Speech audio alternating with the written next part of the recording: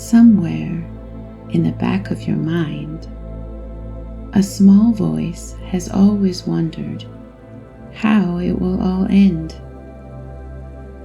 Not just your story or mine, but everything. We try not to listen. We scroll through story after story of fear and catastrophe. We shake our heads at doomsday prophecies and roll our eyes at blockbuster apocalypse movies. And yet, we keep watching. We keep reading. We keep imagining the end. Why? Perhaps it's because the question feels closer now than it once did. Perhaps it's because somewhere deep in our bones, we carry the memory of other endings, endings our ancestors survived or didn't. It's a strange thing, isn't it? Across thousands of years and thousands of miles, every culture we've ever known has told some version of the same story, that the world as we know it will one day end. And when it does, it will not go quietly. It will roar. Welcome to Waking Dream Stories, a place where wonder meets rest. Here we explore mysterious questions and the meaning of things, wandering through ideas that feel too big for daylight, but just right for the quiet of the night. If the world feels heavy tonight, if your mind is crowded with things unsolved and undone, this story will ask nothing of you except to listen and drift. If you're drawn to wondering about the world in a way that makes you feel a little more hopeful as you fall asleep, then I hope you'll subscribe. We'll be here with more questions tomorrow. For now, let the world outside fade. Let your breathing slow. Take a deep breath. Let it out. Now, let's talk about one of the oldest stories of all, Ragnarok, the Norse tale of the end of everything. Only, maybe it's not the end. Maybe it's something else entirely. The ancient Greeks spoke of ekpyrosis, a cosmic conflagration that would consume everything in fire. The Aztecs believed we lived in the fifth sun and that 4 worlds had already been destroyed before ours.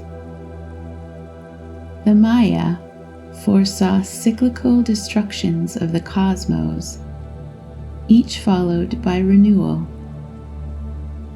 In Hindu cosmology, Shiva dances the universe into oblivion, and Brahma dreams a new creation into being.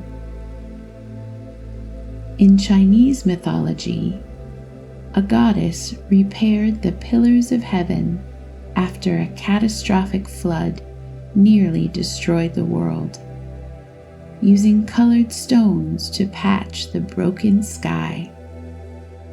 And the Aboriginal peoples of Australia tell of great floods and sky fires that reshaped the land in the dreamtime. Deep down, we sense that this story, the one about endings, belongs to us too. But what if the story of the end isn't really about the end at all? In the sagas of the ancient Norse, Ragnarok is not just a catastrophe, it is the catastrophe. It begins with 3 winters that follow one after another, with no summer between them. They called it the Great Winter. Snow falls from every direction. The wind bites like wolves. Brothers turn against brothers. The bonds of kinship dissolve in the cold. And then the signs begin. The wolf, Skull, who has chased the sun across the sky since the beginning of time, finally catches it and devours it whole. His brother swallows the moon. The stars blink out one by one until the heavens are black and empty. The earth trembles, mountains crack and crumble. Every chain and binding in the world breaks at once. Fenrir, the great wolf, son of Loki, bound since the dawn of time with a magical ribbon forged by dwarves from impossible things, breaks free. His jaws stretch so wide that his upper jaw scrapes the sky and his lower jaw drags along the earth. Fire blazes from his eyes and nostrils. From the depths of the ocean, Jormungandr rises, the world serpent, so vast that he encircles the entire earth. As he writhes onto land, the seas rise and flood the world. Venom sprays from his fangs, poisoning the sky itself. Loki breaks free from his punishment. His bonds shatter. He takes command of a ship and sails toward the final battlefield. From the south, the fire giant Surtur marches forth, his sword blazing brighter than the sun itself. The rainbow bridge Bifrost shatters under the weight of his army. Flames spread across the world. The watchman god Heimdall raises the Gjallarhorn to his lips and blows. The sound echoes across all 9 realms, a sound like the ending of all music. The gods know what it means. They have always known. Odin mounts his 8-legged horse and rides to the well of Mimir, where the severed head of the wisest being in existence still speaks prophecy. Odin asks one final question, though we are never told what it is. And then the gods ride to the final battlefield. Thor faces Jormungandr, the ancient enemy he has fought before. Their battle shakes the foundations of the world. Finally, Thor strikes the killing blow. The serpent falls. But the serpent's venom has done its work. Thor takes 9 steps back from the corpse and falls. The strongest of the gods dies in the poisoned mud. Odin faces Fenrir, whose destiny has always been to devour him. The All-Father, who sacrificed his eye for wisdom, cannot escape his fate. Fenrir's jaws close around him. But Odin's son Vidar steps forward. He places one foot on Fenrir's lower jaw, and he grabs the wolf's upper jaw and tears the creature apart. Heimdall and Loki meet at last, ancient enemies, and slay each other. Freyr, the god of summer and fertility, falls to the fire giant's flaming sword, and then Surtur raises his burning blade and sets the world aflame. The world tree, Yggdrasil, shudders and groans but does not fall. The earth sinks beneath the waves. The stars vanish. The flames rise higher than sight itself. And then, silence. A silence so complete, it feels like the universe holding its breath. But listen carefully. There's something strange in the language of the old texts. Ragnarok may mean the fate of the powers, but another possible translation is the twilight of the gods. Twilight, not night. Transition, not termination. And the story doesn't end with silence. From the ashes, something stirs. The earth rises from the sea again, green and fertile, more beautiful than it was before. Waterfalls cascade down mountains that have never been climbed. Meadows bloom with flowers that have no names yet. And the sun returns. Not the old sun devoured by the wolf, but the sun's daughter, born before her mother's death for this very purpose. She rises in the sky, casting light that has never been seen before. In the ruins of Asgard, some of the gods return. Odin's sons, Vidar and Vali, survive. Modi and Magni, Thor's sons, find their father's hammer lying in the grass and lift it together. Balder, the beloved god of light, returns from Hel's realm, his old tragedy forgiven.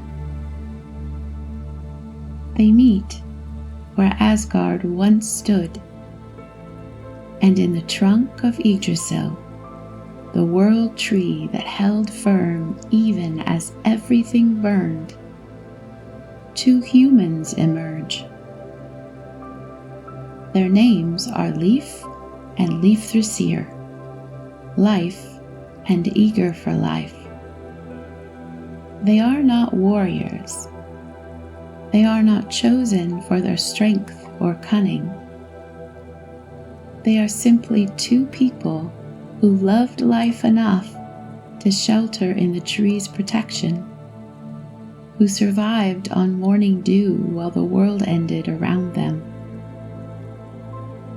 When they step out into the new world, they find fields of grain growing wild, untended but abundant, as if the earth itself has decided to be generous. The story tells us that from them, all of humanity will descend again. Some scholars believe this cycle, destruction followed by rebirth, may reflect how ancient Norse people saw the world around them. Harsh winters that killed everything, followed by the return of spring.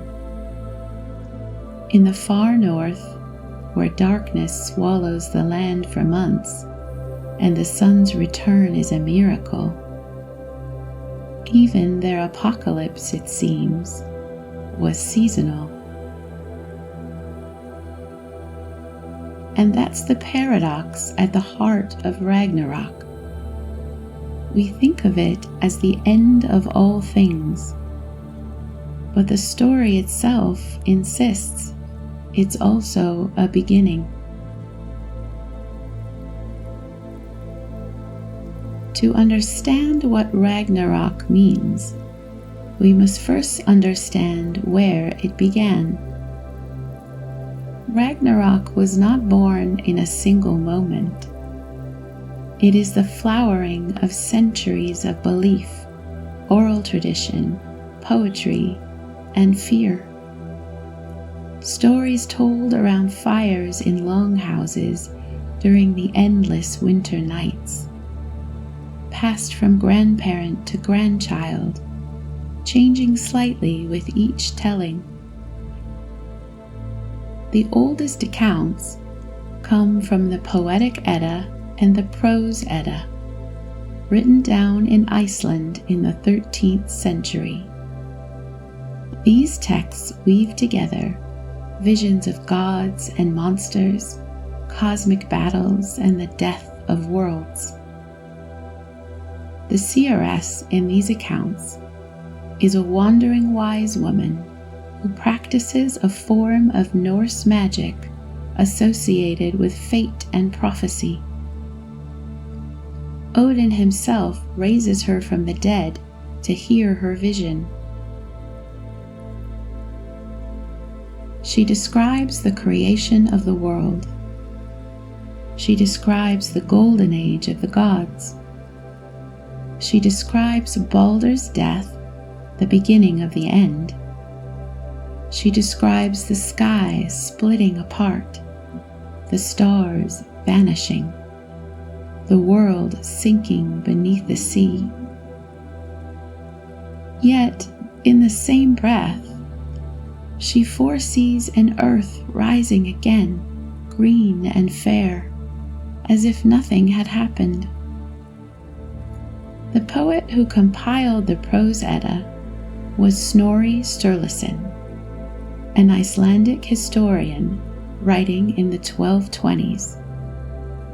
Snorri was a Christian writing about pagan myths, trying to preserve the old stories even as the old beliefs faded. Some scholars think that he shaped Ragnarok to echo biblical revelation, turning an older, cyclical story into a single, linear, end times narrative. Ragnarok, in other words, might once have been less about finality and more about renewal. And perhaps that's why it resonated so deeply with the Norse people. Their world was one of cycles, long winters, fleeting summers, harvest and hunger, life and death. In the Icelandic sagas, there's a recurring phrase, everything has its time. Not its end, its time. A subtle but profound difference. To them, the universe itself might have seemed like a great breath, inhaling, exhaling, collapsing, expanding. Even in their most terrifying myths, they built in the possibility of beginning again. But that leads us to a deeper question.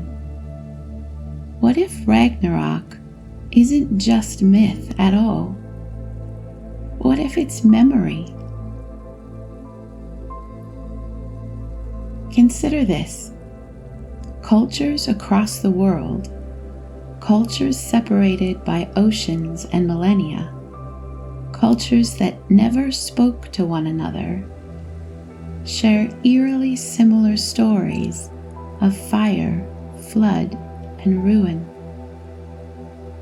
Even the Bible's book of Revelation mirrors Ragnarok in surprising ways. The sun darkens, stars fall, the dead rise. A final battle decides the fate of the world. These are not identical stories, but they rhyme. Why? One theory is that apocalypse myths encode collective memories of real disasters. Catastrophes so devastating that they burned themselves into cultural memory and were passed down through generations as warnings. Volcanic winters, asteroid impacts, sudden climate collapses that wiped out entire civilizations. In 1783, Iceland's Laki volcano erupted for 8 months straight, covering the island in toxic clouds and plunging Europe into famine. The eruption released an estimated 120 million tons of sulfur dioxide into the atmosphere. The skies turned blood red at noon. Crops failed across the continent. In Iceland, more than half the livestock died. A quarter of the human population perished. Benjamin Franklin, then living in Paris, wrote about the constant fog that dimmed the sun and chilled the summer. Preachers across Europe declared the end of the world was at hand. It wasn't Ragnarok, but it must have felt like it. Some scientists even speculate that Norse myths may preserve echoes of much older events. Perhaps volcanic eruptions in prehistoric Scandinavia, or comet impacts that left scars in cultural memory. The Younger Dryas period, around 12,800 years ago, saw sudden global cooling that may have been triggered by a comet impact. Temperatures plummeted, ice sheets advanced, megafauna went extinct. The event lasted more than 1,000 years. Could such an event have been passed down through countless generations as a story of fire from the sky, of endless winter, of the world ending and beginning again? The idea is startling, that Ragnarok might not just be a story about the future. It could be an ancient message from the past, a warning passed down in the language of myth. It's easy to dismiss old myths as superstition until the headlines start to look a lot like prophecy. Perhaps these stories endure not because they predict a literal end, but because they teach us how to face one with courage, with memory, and with the hope of what comes after.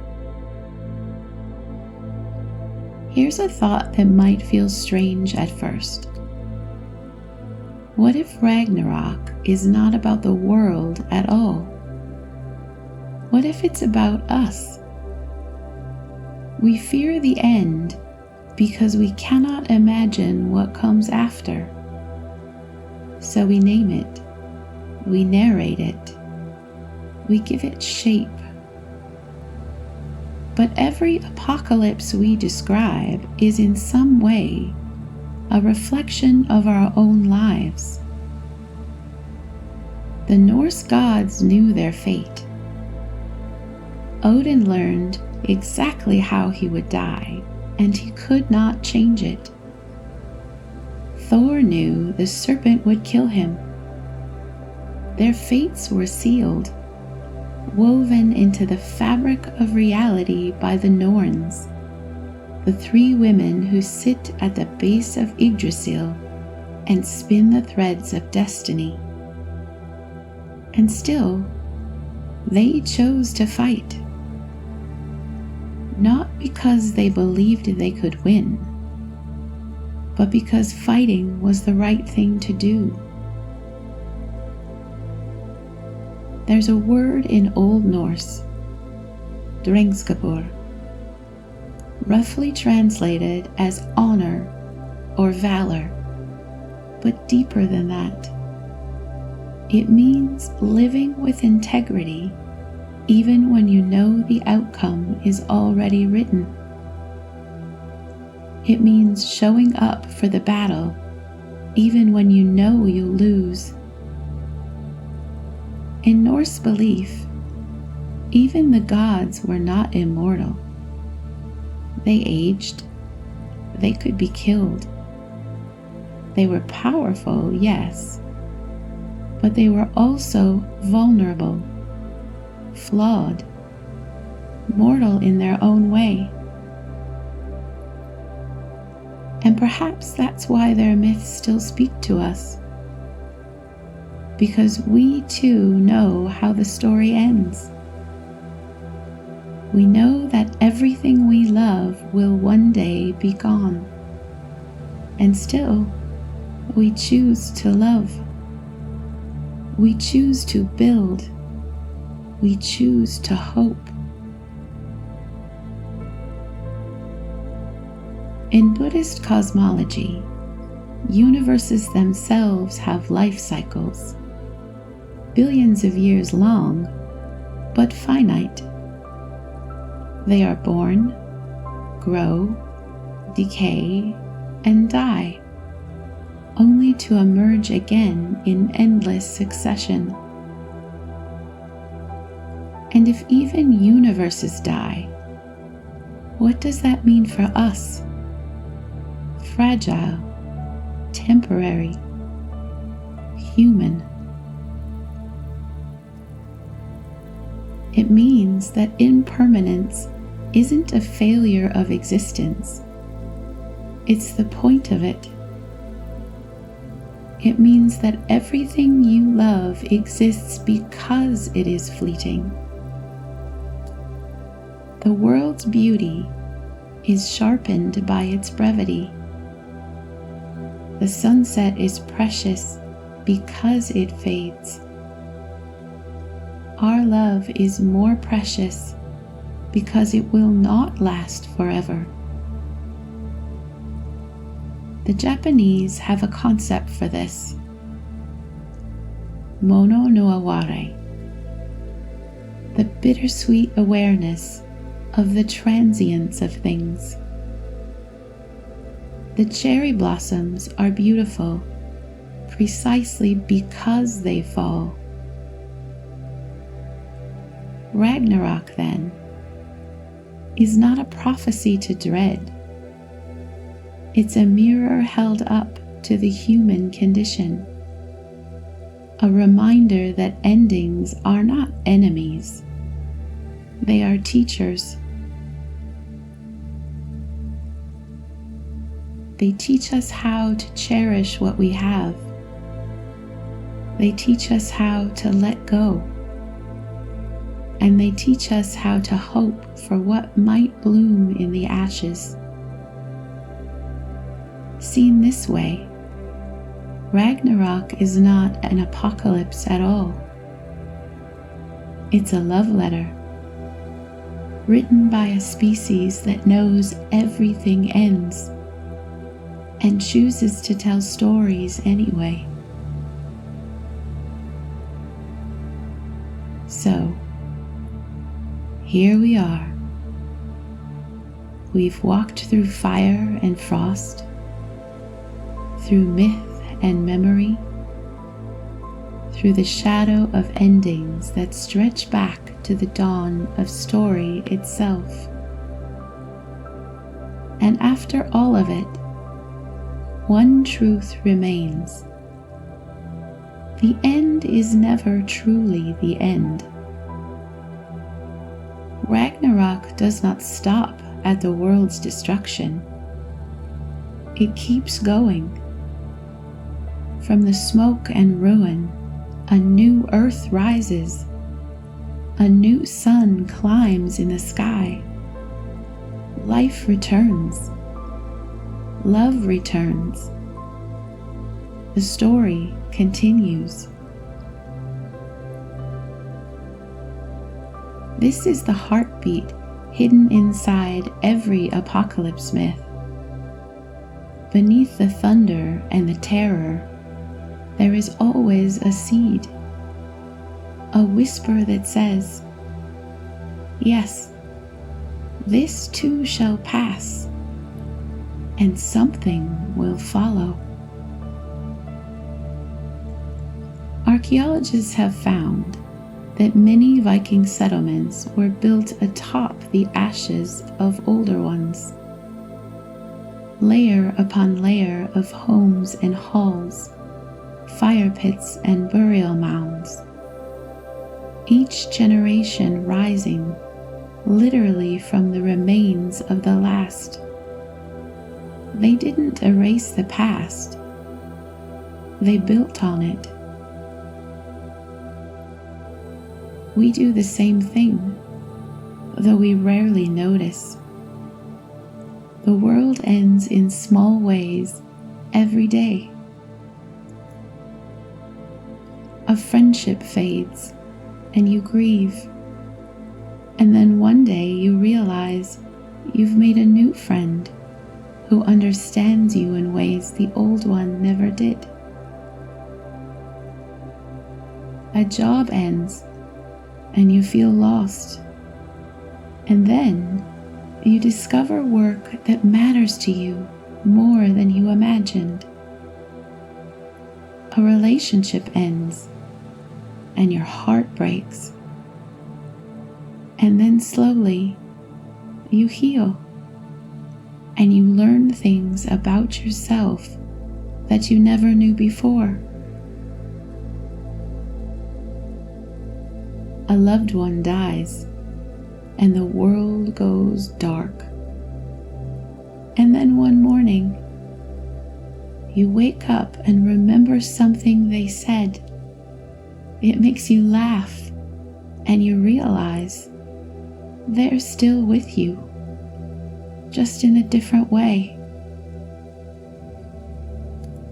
From these endings, something new always emerges. A new chapter, a new connection, a new self.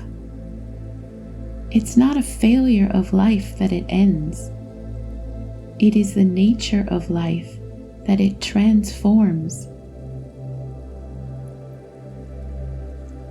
Cosmologists tell us that trillions of years from now, stars will burn out and galaxies will go dark. This is the so-called heat death, the scientific Ragnarok. But some theories propose that this will not be the final word. Quantum fluctuations could spark a new Big Bang.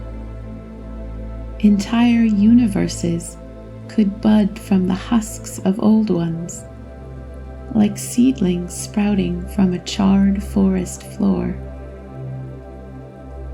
Physicist Roger Penrose has proposed conformal cyclic cosmology, the idea that our universe is just one in an infinite chain of cosmic rebirths.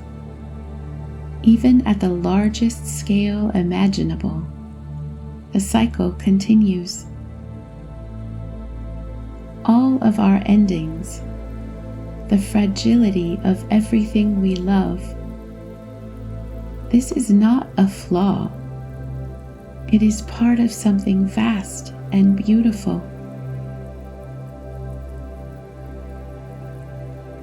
We are not standing at the edge of a cliff. We are standing on a spiral. And this spiral, from death to life, from silence to song, has always included you. Remember Leif and Leifthrisir? They were not warriors or kings. They were not chosen for their power. They were chosen for their hope. That's who endures. Those who love life enough to begin again. When they finally emerge, they find a world washed clean, waiting for them. And that is what you are doing now. Every time you wake up after despair, every time you hope when hope feels impossible, you are living the second act of the story. You are the renewal.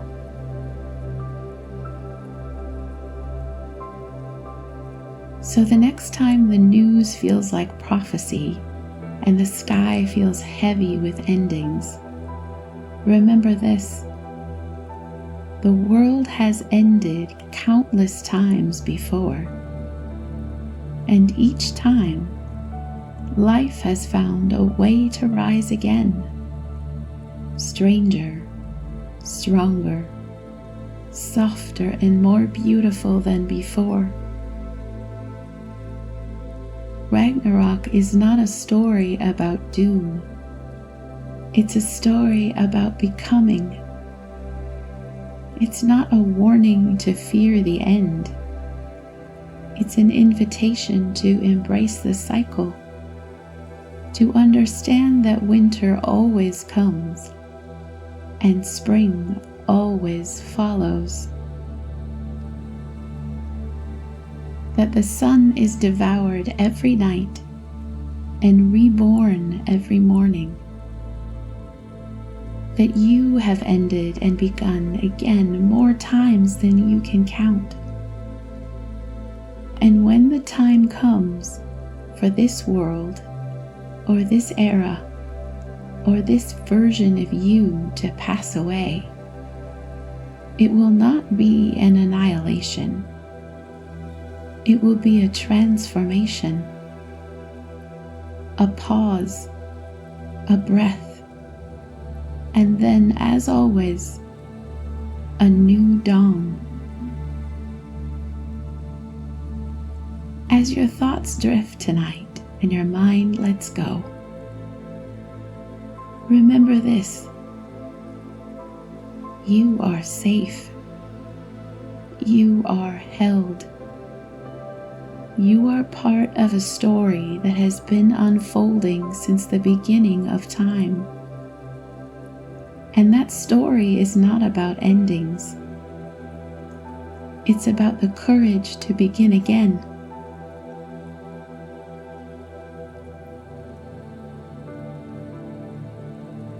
No matter what, I wish you peace and good thoughts. Good night, dreamers.